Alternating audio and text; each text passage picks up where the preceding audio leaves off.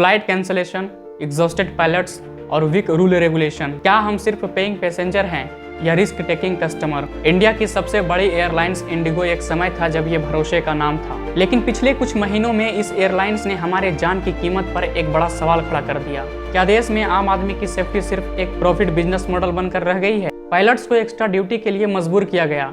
Company का मकसद साफ था, ज्यादा टिकट बेचो, ज्यादा फ्लाइट्स उड़ाओ और एक मोटा प्रॉफिट कमाओ। इसके लिए वो पायलट से ज्यादा काम ले रहे थे। जरा सोचिए कि आप जिस बस में ट्रैवल कर रहे हैं उस बस का ड्राइवर थका हुआ हो, तो क्या आप उस बस में ट्रैवल करना चाहेंगे?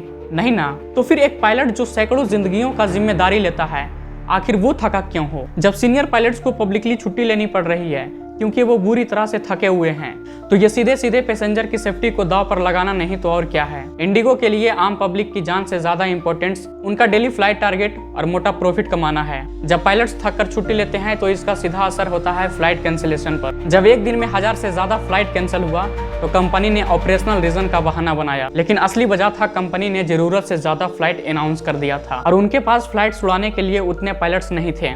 इंडिगो के पैसेंजर का टाइम खराब हुआ, उनको काफी परेशानी उठानी पड़ी।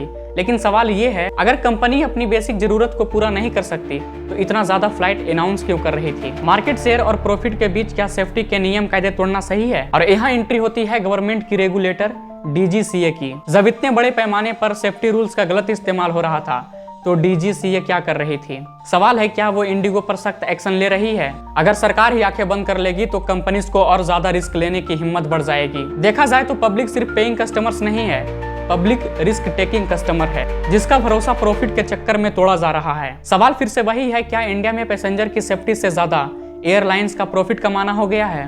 कमेंट बॉक्स में जरूर बताएं कि आप इस बारे में क्या सोचते हैं और हमें सब्सक्राइब करना ना भूलें।